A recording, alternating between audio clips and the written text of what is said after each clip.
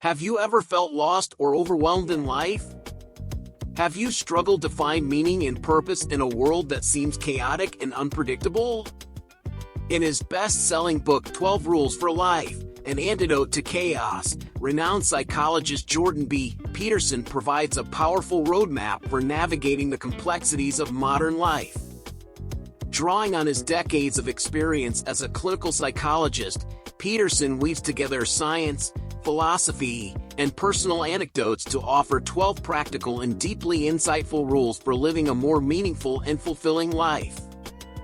These rules range from the deceptively simple, like stand up straight with your shoulders back, to the profound, such as pursue what is meaningful, not what is expedient.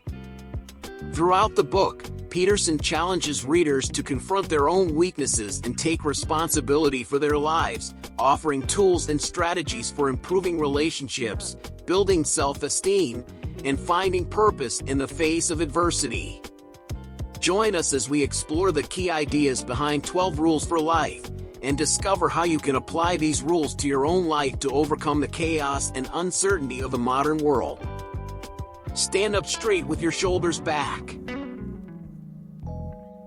The book begins by discussing the relationship between posture and dominance in animals, specifically lobsters. Peterson argues that humans are influenced by this same dynamic, and that adopting a confident and upright posture can improve self-esteem and confidence.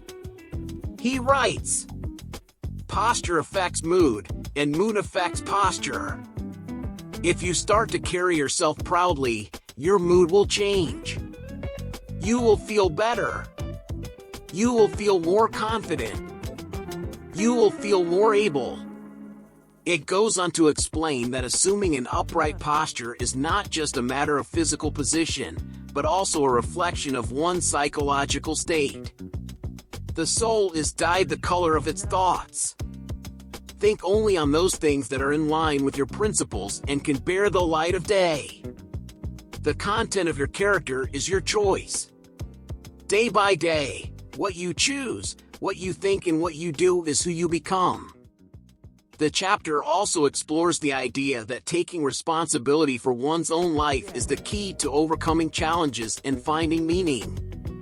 Peterson argues that avoiding responsibility leads to a sense of powerlessness and despair.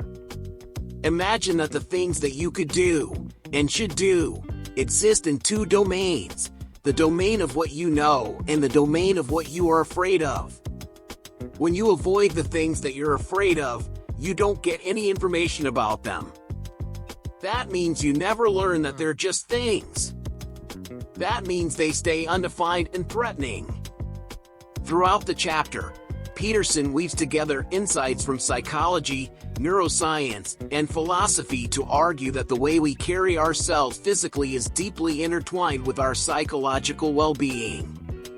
He writes, "The longest of long-term studies, those that last multiple decades and involve large numbers of subjects, show that the most important factors predicting longevity are psychological. What these studies tell us is that it is not so much what you are, in regards to your health, but where you are aiming that matters, and how you are dealing with where you are." Overall, the Stand Up Straight with Your Shoulders Back chapter of 12 Rules for Life is a compelling and thought-provoking exploration of the relationship between physical posture, psychological well-being, and personal responsibility. Treat yourself like someone you are responsible for helping. It emphasizes the importance of taking care of oneself, both physically and mentally. The people often neglect themselves and treat others better than they treat themselves, leading to a lack of self-respect and self-care. Perhaps we do not love ourselves enough because we do not love the world enough. We do not care for ourselves as we should because we do not care for the world as we should. We love others in the world as they deserve to be loved, and thereby, paradoxically, we love ourselves. Peterson encourages readers to view themselves as someone they are responsible for helping, just as they would help a loved one or a pet. He suggests that taking care of oneself is not a selfish act, but a necessary one, as it enables us to better care for others. Take care of yourself. Treat yourself as if you were someone you are responsible for helping. You, after all, are someone whom you are responsible for helping. You are a friend to yourself, and friendship, fundamentally, is a reciprocal arrangement. The chapter also discusses the importance of setting goals and striving towards a meaningful life.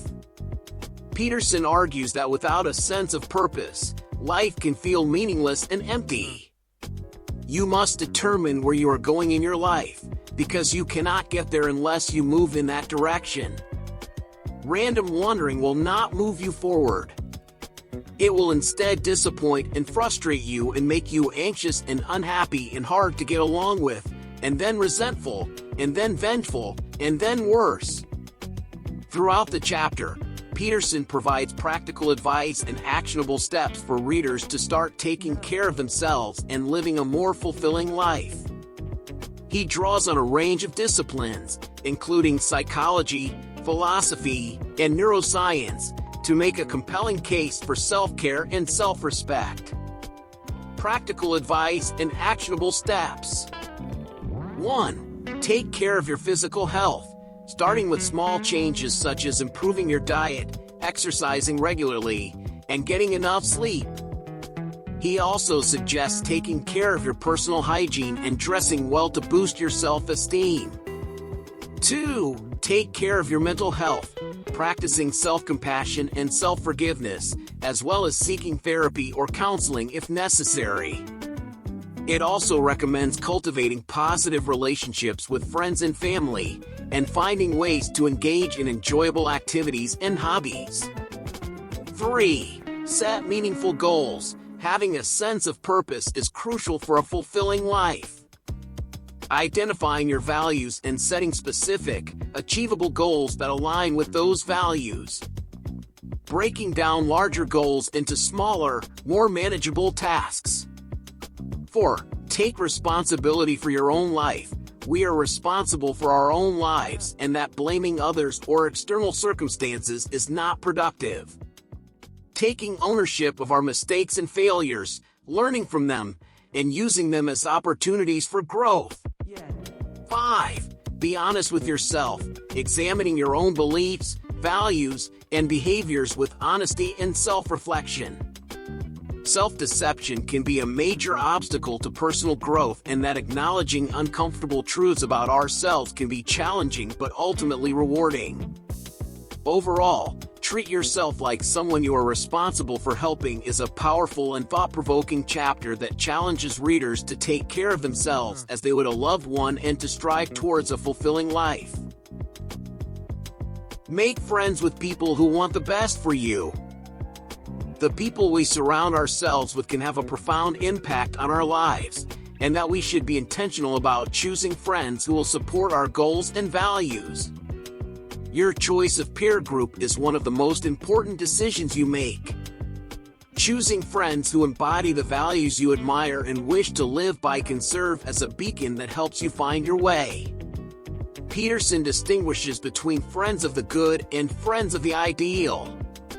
Friends of the good are those who are supportive and trustworthy, and who help us to be better people.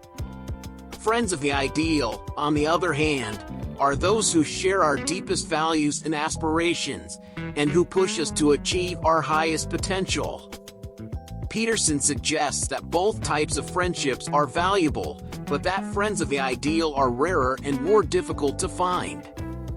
The chapter cautions against staying in toxic relationships, even if they are long-standing. It is no betrayal to withdraw from a relationship with someone who has turned against the best interests of both you and themselves. The sin is to do nothing, out of fear or uncertainty, when you know you must do something. We should be wary of people who envy and resent our success. Peterson writes, envy is corrosive. Resentment and spite are incurable poisons. They are the snake in the garden. If you have been successful, the people you knew before your success may start treating you differently. You may even be surprised to find yourself disinvited from social events that were previously open to you. Some of these people may become angry, spiteful, and even aggressive. You need to be very careful about such people, because they will work to bring you down. Finally, Peterson emphasizes that friendship is a two-way street, and that we should strive to be good friends to others as well as seeking out good friends for ourselves. He writes, "Friendship is a reciprocal arrangement. You are not morally obliged to support someone who is making the world a worse place. Quite the opposite. You should choose people who want things to be better, not worse. It's a good idea, then, to let your friends know that you expect them to be good people, to avoid causing unnecessary harm, to tell the truth, and to act responsibly."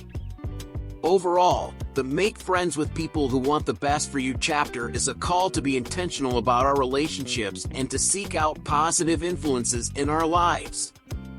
By surrounding ourselves with people who support our growth and well-being, we can cultivate a more fulfilling and meaningful life. Compare yourself to who you were yesterday, not to who someone else is today. Jordan Peterson emphasizes the importance of setting personal goals and striving to improve oneself, rather than constantly comparing oneself to others. Peterson argues that we live in a highly competitive society, in which people are constantly comparing themselves to others and seeking validation through external sources. This can lead to feelings of inadequacy, envy, and resentment, and can prevent us from living fulfilling and meaningful lives. Instead of comparing ourselves to others, Peterson suggests that we should focus on our own progress and strive to become better versions of ourselves. He writes, "Compare yourself to who you were yesterday, not to who someone else is today." We should be competing against our former selves, not against others. Peterson encourages readers to set specific, measurable, and attainable goals for themselves, and to work towards those goals in a deliberate and disciplined manner.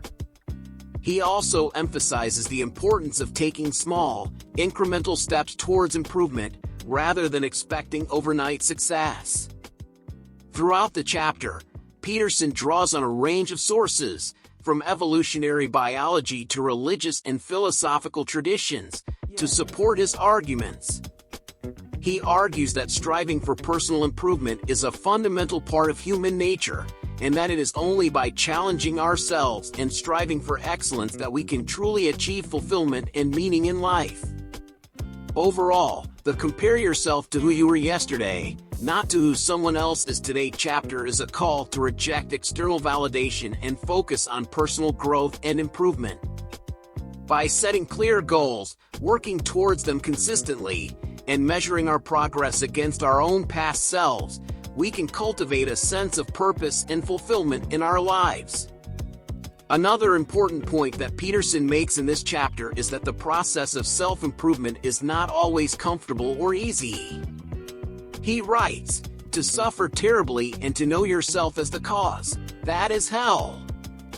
But to have the possibility of choice, and to know that you are the one who takes responsibility for your actions and character, that is heaven." This quote illustrates the idea that taking responsibility for our own lives and striving for personal improvement can be difficult and painful, but ultimately it is what gives our lives meaning and purpose. By taking responsibility for our own lives, we can overcome feelings of helplessness and victimhood, and become the architects of our own destiny. The idea that progress towards self-improvement is not always linear, and that setbacks and failures are a natural part of the process. Progress, however, is not guaranteed. Progress can stop. It's not linear. There are going to be setbacks. This idea highlights the importance of persistence and resilience in the face of adversity. Peterson argues that setbacks and failures are not reasons to give up, but rather opportunities to learn and grow. By reframing setbacks as learning opportunities, we can develop a growth mindset and continue to make progress towards our goals, even in the face of challenges.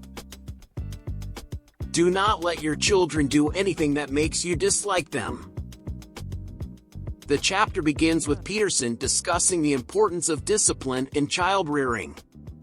He argues that children need to be taught proper behavior and social norms, and that parents who do not provide this guidance are doing their children a disservice. Peterson writes, "Discipline is not just about getting people to do what you want. It's more like helping them learn to want what they need." Peterson goes on to explain that discipline is not the same as punishment. Rather, it is about teaching children how to act in a way that is beneficial for them in the long run. He argues that parents who do not set clear boundaries for their children are likely to encounter problems in the future, both in terms of their children's behavior and their relationship with their children. What you aim at determines what you see. Aim at a better tomorrow, and that tomorrow will be better. The importance of parental role modeling in child rearing. Peterson argues that children learn by imitating the behavior of their parents, and that parents who behave poorly are setting a bad example for their children. Children are imitative. They will imitate everything you do, whether you want them to or not. If you want your children to be better, you have to aim at that. You have to be better. The chapter concludes with Peterson emphasizing the importance of taking responsibility for one's own life and the lives of one's children. He argues that parents who neglect their children or fail to provide proper guidance are doing a disservice not only to their children, but to society as a whole. A child is an uncertain proposition, and raising one is an act of courage and responsibility. If you take on that responsibility, you will have your work cut out for you. You will have to push yourself to the limit, and then push a bit further. Overall, the chapter "Do not let your children do anything that makes you dislike them" is a call to action for parents to take an active role in shaping their children's behavior and character. The discipline, role modeling, and a willingness to take responsibility for one's own life and the lives of one's children are essential for creating a better future. Set your house in perfect order before you criticize the world. In this chapter, Peterson argues that the first step in making the world a better place is to take responsibility for our own lives and to strive to create order in the chaos of our own existence. Peterson begins by discussing the story of Cain and Abel from the Bible, using it as a metaphor for the fact that human beings are capable of both great good and great evil. He then makes the case that before we can try to change the world, we need to put our own lives in order. This means taking responsibility for ourselves, our families, and our communities, and working to create a sense of order and purpose in our lives. It goes on to provide several pieces of advice for how to set our own houses in order. It emphasizes the importance of being honest with ourselves, of setting clear goals, and of making incremental progress towards those goals. It also stresses the importance of taking care of our physical and mental health, of building strong relationships with others, and of finding meaning and purpose in our lives. Peterson argues that the process of setting our own houses in order is not easy, and that it requires a great deal of hard work and self-discipline. But he believes that it is essential if we want to live meaningful lives and make a positive contribution to the world. Order is not enough. You can't just be stable and secure and unchanging, because there are still vital and important new things to be learned. Nonetheless, chaos can be too much. You can't long tolerate being swamped and overwhelmed beyond your capacity to cope while you are learning what you still need to know. Thus, you need to place one foot in what you have mastered and the other in what you are currently exploring and mastering. Then you have positioned yourself where the terror of existence is under control and you are secure, but where you are also alert and engaged. The chapter reiterating the importance of taking responsibility for our own lives and striving to create order in the chaos around us, that this is the best way to make a positive impact on the world, and that it is something that each of us is capable of doing. So, attend carefully to your posture. Quit drooping and hunching around. Speak your mind. Put your desires forward, as if you had a right to them, at least the same right as others. Walk tall and gaze forthrightly ahead. Dare to be dangerous. Encourage the serotonin to flow plentifully through the neural pathways desperate for its calming influence. People, including yourself, will start to assume that you are competent and able, and worthy of respect. Overall, set your house in perfect order before you criticize the world is a powerful chapter that encourages readers to take responsibility for their own lives and strive for order and purpose. It is a message that resonates with many people, and one that is particularly relevant in today's uncertain and chaotic world. Pursue what is meaningful, not what is expedient.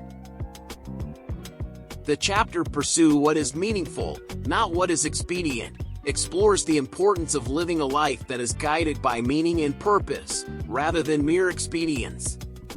Peterson argues that the pursuit of meaning is necessary for individuals to find a sense of fulfillment in life, and that this pursuit can involve a certain degree of sacrifice and responsibility.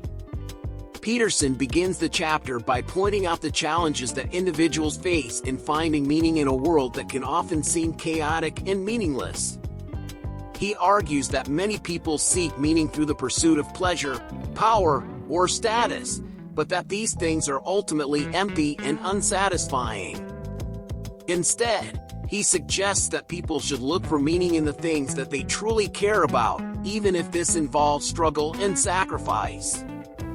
It emphasizes that the pursuit of meaning is not a solitary endeavor, but rather something that involves a connection to others and a sense of responsibility to something greater than oneself. The author suggests that taking responsibility for one's life is an important aspect of pursuing meaning, and that this involves accepting the challenges and difficulties that life presents. Peterson also discusses the relationship between meaning and creativity, arguing that the pursuit of meaning often involves the exploration of new ideas and the creation of new things.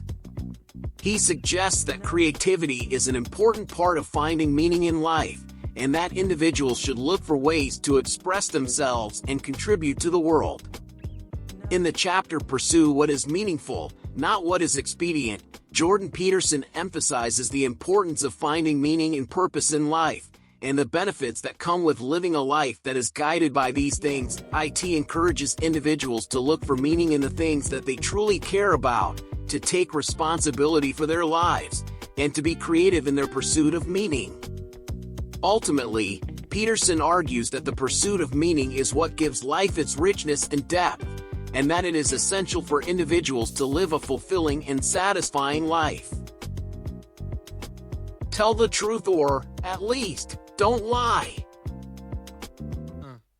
This chapter emphasizes the importance of honesty, both with oneself and with others, and how it can lead to a more meaningful and fulfilling life.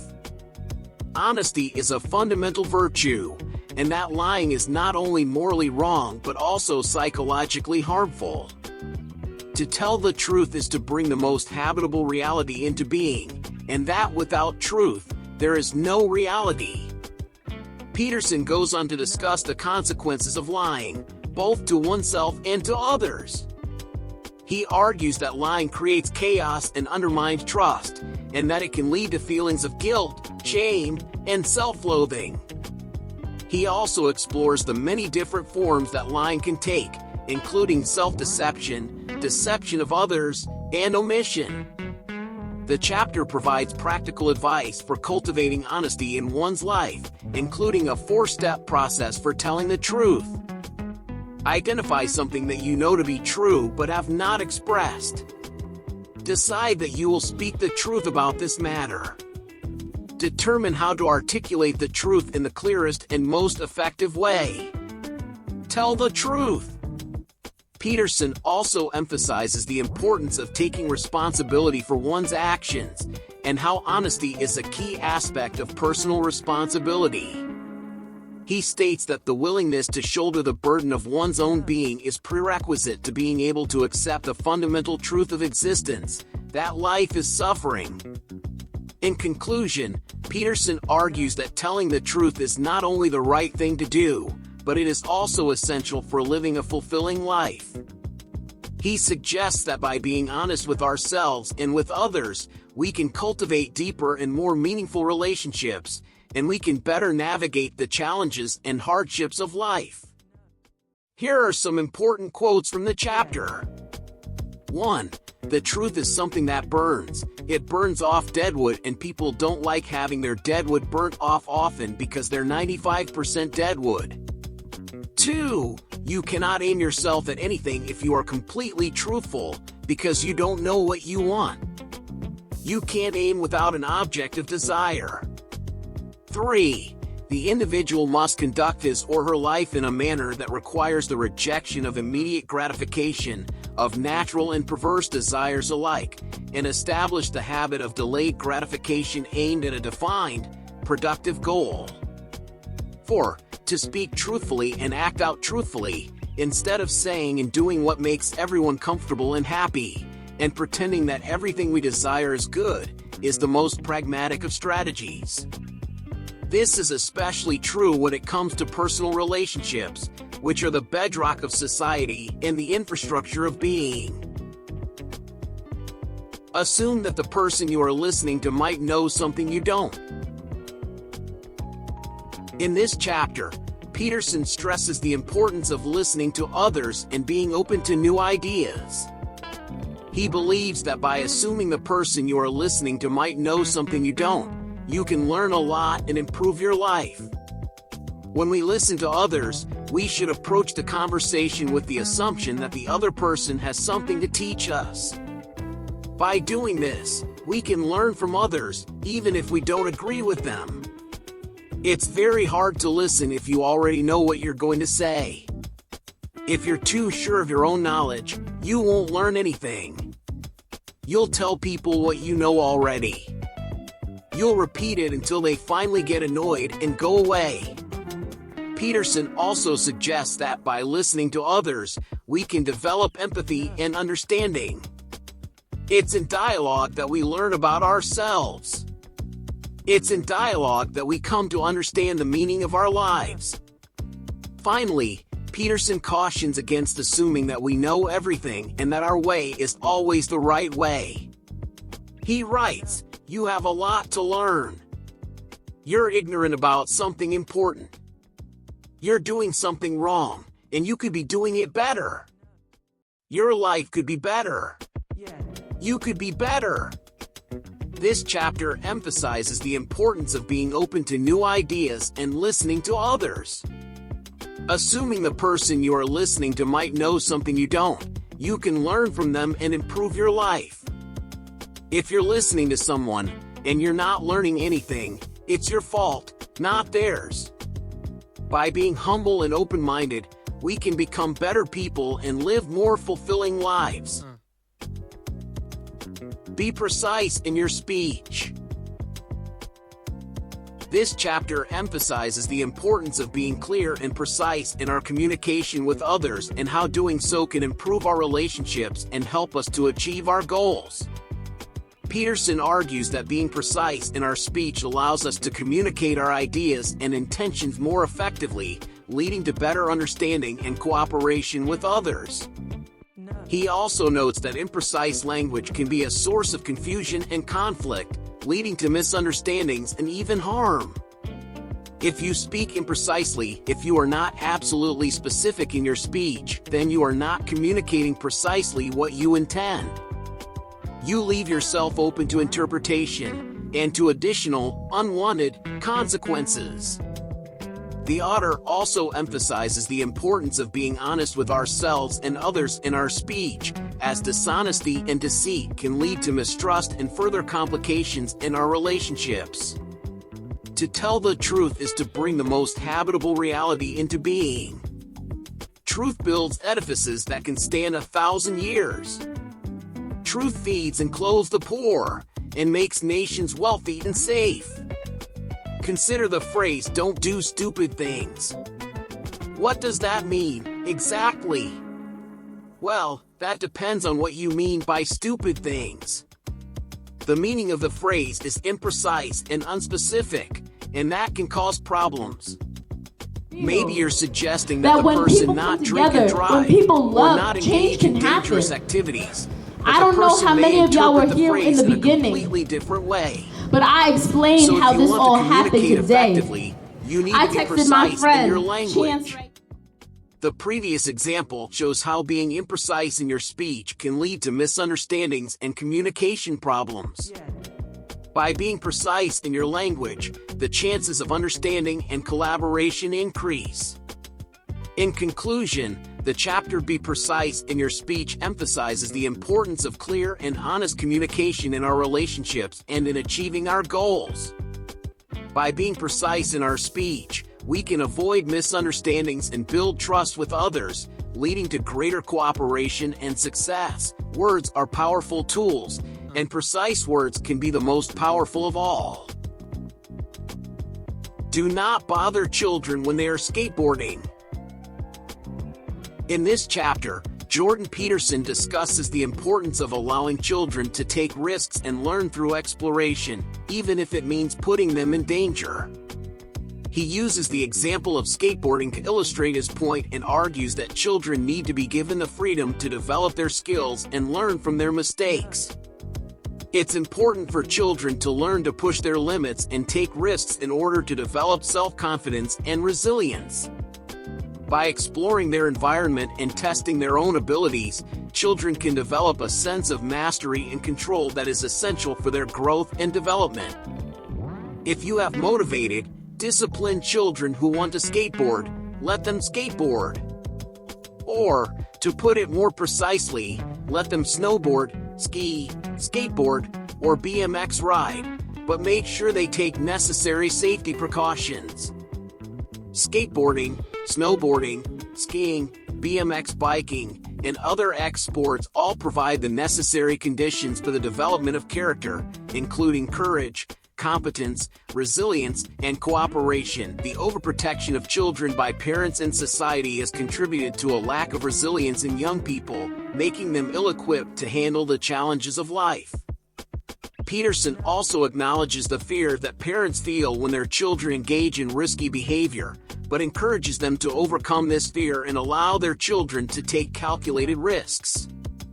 He writes, "Parents are understandably afraid of their children suffering, but the alternative is worse.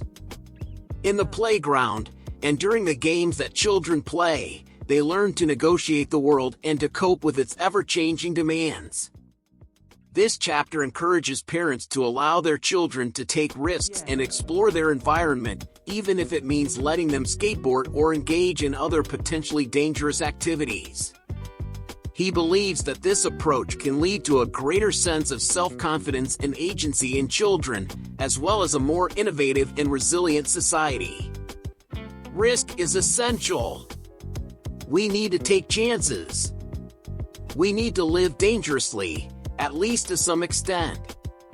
We should do what we can to encourage risk-taking in the young. One important quote from this chapter that summarizes Peterson's argument is, "Children are designed, by nature, to take risks and explore. If they do not do so in a controlled manner, they will do so in an uncontrolled manner, and that is far more dangerous." By allowing children to take risks and explore the world, parents can help them to develop the skills and confidence they need to succeed in life. Pet a cat when you encounter one on the street. The chapter "Pet a Cat When You Encounter One on the Street" focuses on the importance of small moments of joy and pleasure in our lives. Peterson argues that these moments, even if they seem trivial, can make a significant impact on our well-being and happiness. The significance of the small moments in life, pointing out that they are essential for our well-being. We should not overlook the small things that make us happy, such as a warm cup of coffee, a beautiful sunset, or petting a cat we encounter on the street. These small moments can give us a sense of connection, appreciation, and joy, and make our lives richer and more meaningful. Peterson also notes that the small things can help us find meaning in our lives. By noticing the beauty and pleasure in small moments, we can cultivate a sense of gratitude and wonder that can help us find purpose and meaning in our lives. The chapter Pet a Cat When You Encounter One on the Street reminds us that even the smallest moments of pleasure and joy can make a significant difference in our lives. Peterson encourages us to pay attention to the small things that bring us happiness, as they can help us cultivate a sense of wonder, gratitude, and purpose. Ultimately, taking time to appreciate the small moments in life can lead to a richer, more meaningful existence. Here's a quote from the chapter that summarizes this idea. Take the opportunity to derive some genuine pleasure from your sensory experience of the world. Aim for a little more than mere security or peace, for yourself and for others. Accept no unnecessary misery. Be grateful for your small mercies. Let your hopes, not your hurts, shape your future. Pet a cat when you encounter one on the street.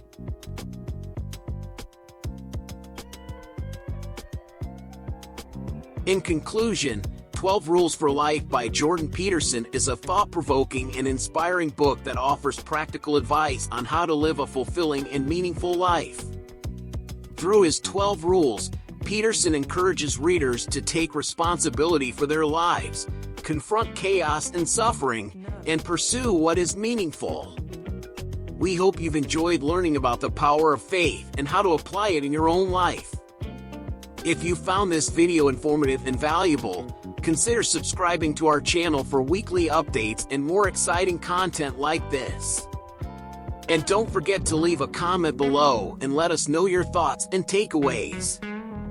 Your feedback is always appreciated. Thank you for watching.